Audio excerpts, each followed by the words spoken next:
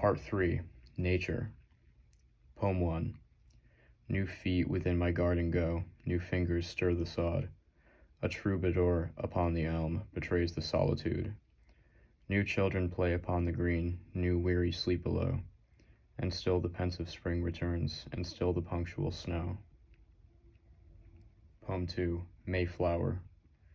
Pink, small, and punctual, aromatic, low, cover in April, candid in May. Dear to the moss, known by the knoll, next to the robin in every human soul. Bold little beauty, bedecked with thee, nature forswears antiquity. Poem 3. Why? The murmur of a bee, a witchcraft yieldeth me. If any ask me why, 'twere easier to die than tell. The red upon the hill taketh away my will. If anybody sneer, take care, for God is here, that's all. The breaking of the day addeth to my degree. If any ask me how, artist who drew me so must tell. Poem 4. Perhaps you'd like to buy a flower, but I could never sell.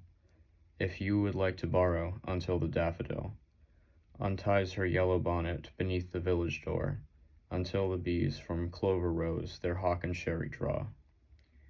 Why, I will lend until just then, but not an hour more. Poem 5.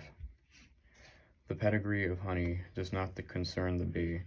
The clover any time to him is aristocracy.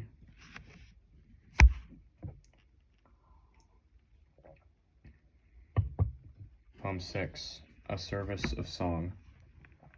Some keep the Sabbath going to church, I keep it staying at home, with a bobolink for a chorister and an orchard for a dome. Some keep the Sabbath in surplice, I just wear my wings, and instead of tolling the bell for church, our little sexton sings. God preaches, a noted clergyman, and the sermon is never long. So instead of getting to heaven at last, I'm going all along. Poem 7. The bee is not afraid of me. I know the butterfly. The pretty people in the woods receive me cordially. The brook comes the brooks laugh louder when I come. The breezes matter play. Wherefore mine eyes, thy silver mists? Wherefore, O summer's day?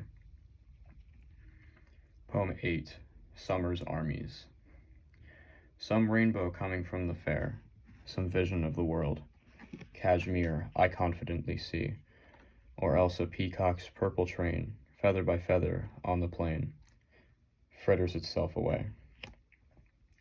The dreamy butterflies bestir, lethargic pools resume the whir of last year's sundered tune. For some old fortress on the sun, baronial bees march, one by one, in murmuring platoon. The robin stand as thick today as flakes of snow stood yesterday on fence and roof and twig. The orchids bind her feather on her, for her old lover don the sun, revisiting the bog. Without commander, countless still, the regiment of wood and hill in bright detachment stand.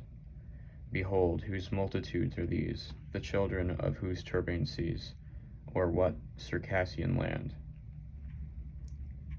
Poem 9.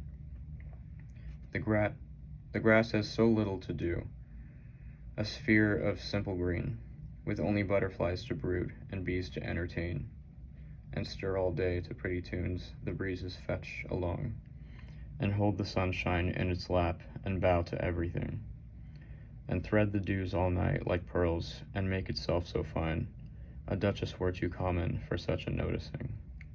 And even when it dies to pass in odors so divine, as lowly spices gone to sleep, or amulets of pine, and then to dwell in sovereign barns and dream the days away. The grass so little has to do, I wish I were the hay. Poem 10. A little road, not made of man, enabled of the eye, accessible to thill of bee, or cart of butterfly. If town it have beyond itself, 'tis that I cannot say. I only sigh, no vehicle bears me along that way. Poem 11. Summer shower. A drop fell on the apple tree, another on the roof. half a dozen kissed the eaves, and made the gables laugh. A few went out to help the brook, that went to help the sea. Myself conjectured, were they pearls, what necklaces could be. The dust replaced and hoisted roads, the birds jocoser sung. The sunshine threw his hat away, the orchard spangles hung. The breezes brought dejected lutes, and bathed them in the glee. The east put out a single flag, and signed the feet away. Poem 12, Psalm of the Day. A something in a summer's day, as slow her flambeau burned away, which solemnizes me. A something in a summer's noon, an azure depth, a wordless tune, transcending ecstasy.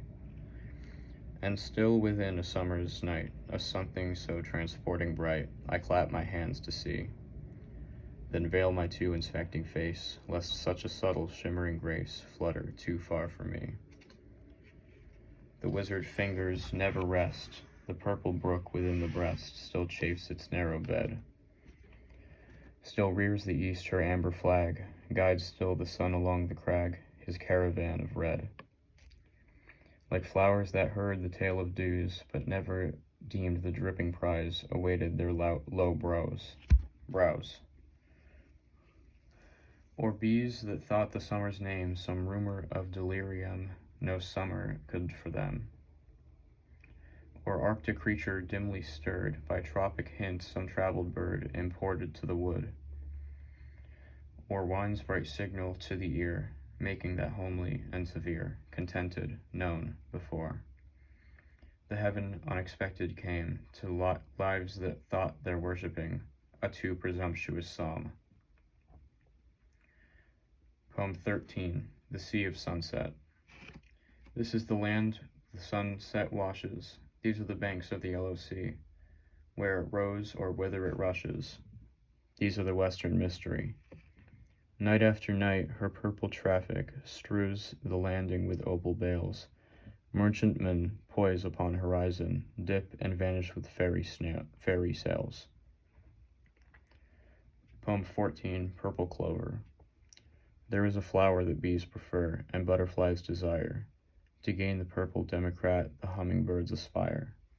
And whatsoever insects pass, a honey bears away, proportioned to his several dearth and her capacity. Her face is rounder than the moon, and ruddier than the gown of orchids in the pasture, of rhododendron worn. She doth not wait for June, before the world is green. Her sturdy little countenance against the wind is seen, contending with the grass, near kinsman to herself, for privilege of sod and sun, sweet litigants for life.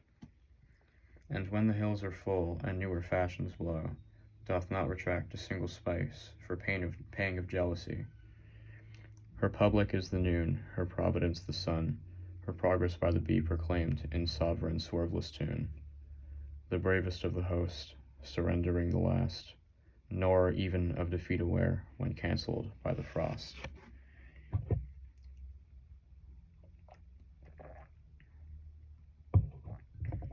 Poem 15, The Bee. Like trains of cars on tracks of plush, I hear the level bee. Ajar across the flowers go their velvet masonry, withstands until the sweet assault their chivalry consumes, while he victorious tilts away to vanquish other blooms. His feet are shod with gauze, his helmet is of gold, his breast a single onyx with chrysoprase inlaid. His labor is a chant, his idleness a tune. Oh, for a bee's experience of clovers and of noon. Poem 16. Presentiment is that long shadow on the lawn, indicative that suns go down. The notice to the startled grass that darkness is about to pass. Poem 17. As children bid the guest good night, and then reluctant turn, my flowers raise their pretty lips, then put their nightgowns on. As children caper when they wake, merry that it is morn, my flowers from 100 cribs will peep and prance again. Poem 18. Angels in the early morning may be seen the dews among, stooping, plucking, smiling, flying, do the buds to them belong. Angels, when the sun is hottest, may be seen the sands among, stooping, plucking, sighing, flying, parch the flowers they bear along. Poem 19. So bashful when I spied her, so pretty, so ashamed, so hidden in her leaflets, yet lest anybody find, so breathless till I passed her, so helpless when I turned, and bore her, struggling, blushing, her simple haunts beyond. For whom I robbed the dingle, for whom I betrayed the bell, many will doubtless ask me, but I shall never tell. Poem 20. Two Worlds. It makes no difference abroad, the seasons fit the same. The mornings blossom into noons, and split their pods of flame. Wild flowers kindle in the woods, the brooks brag all the day. No blackbird baits his jargoning for passing cavalry.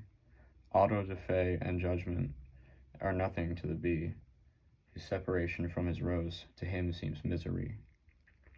Poem 21. The Mountain. The mountain sat upon the plain in his eternal chair, his observation omnifold, his inquest everywhere. The seasons prayed around his knees like children round a sire. Grandfather of the days is he, of dawn the ancestor. Poem 22. A Day. I'll tell you how the sun rose, a ribbon at a time. The steeples swam in amethyst, the news like squirrels ran. The hills untied their bonnets, the bobolink's begun. Then I said softly to myself, that must have been the sun. But how he set, I know not. There seemed a purple stile, which little yellow boys and girls were climbing all the while, till when they reached the other side, a dominating gray put gently up the evening bars and led the flock away. Poem 23. The butterfly's assumption gown, in chrysoprase apartments hung, this afternoon put on. How condescending to descend, and be of buttercups the friend in a New England town. Poem 24. The Wind. Of all the sounds dispatched abroad, there's not a charge to me, like that old measure in the boughs, the phraseless melody. The wind does, working like a hand whose fingers brush the sky, then a quiver down with tufts of tune, permitted gods and me. When winds go round in bands and thrum upon the door, and birds take places overhead to bear them orchestra, I crave him grace of summer boughs, if such an outcast be. He never heard that fleshless chant rise solemn in the tree, as if some caravan of sound on deserts in the sky had broken rank, then knit and passed in seamless company. Poem 25. Death and Life. Apparently with no surprise to any happy flower, the frost beheads it at its play in accidental power. The blonde assassin passes on, the sun proceeds unmoved, to measure off another day for an approving God. Poem 26. 'Twas later when the summer went, than when the cricket came, and yet we knew that gentle clock meant naught but going home. 'Twas sooner when the cricket went, than when the winter came, yet that pathetic pendulum keeps esoteric time. Poem 27. Indian Summer. These are the days when birds come back, a very few, a bird or two, to take a backward look. These are the days when skies put on the old sophistries of June, a blue and gold mistake. O fraud that cannot cheat the bee, almost thy plausibility induces my belief, till ranks of seeds their witness bear, and softly through the altered air hurries a timid leaf. O sacrament of summer days, O last communion in the haze, permit a child to join thy sacred emblems to partake, thy consecrated bread to break, taste thine immortal wine. Poem 28. Autumn. The morns are meeker than they were, the nuts are getting brown, the berry's cheek is plumper, the rose is out of town. The maple wears a gayer scarf, the field a scarlet gown. Lest I should be old-fashioned, I'll put a trinket on. Poem 29. Beclouded. The sky is low, the clouds are mean, a traveling flake of snow. across a barn or through a rut, debates if it will go. A narrow wind complains all day how someone treated him. Nature, like us, is sometimes caught without her diadem. Poem 30, The Hemlock. I think the hemlock likes to stand upon a marge of snow. It suits his own austerity and satisfies an awe that men must slake in wilderness or in the desert cloy, an instinct for the bald, Lapland's necessity. The hemlock's nature thrives on cold. The gnash of northern winds is sweetest nutriment to him, his best Norwegian wines. To sadden races he is not, but children on the dawn beneath his tabernacles play, and sniper wrestlers run. Poem 31. There's a certain slant of light on winter afternoons that oppresses like the weight of cathedral tunes. Heavenly hurt it gives us, we can find no scar, but internal difference where the meanings are. None may teach it anything, 'tis the seal, despair, and an imperial affliction sent us of the air. When it comes, the landscape listens, shadows hold their breath. When it goes, 'tis like the distance, on the look of death.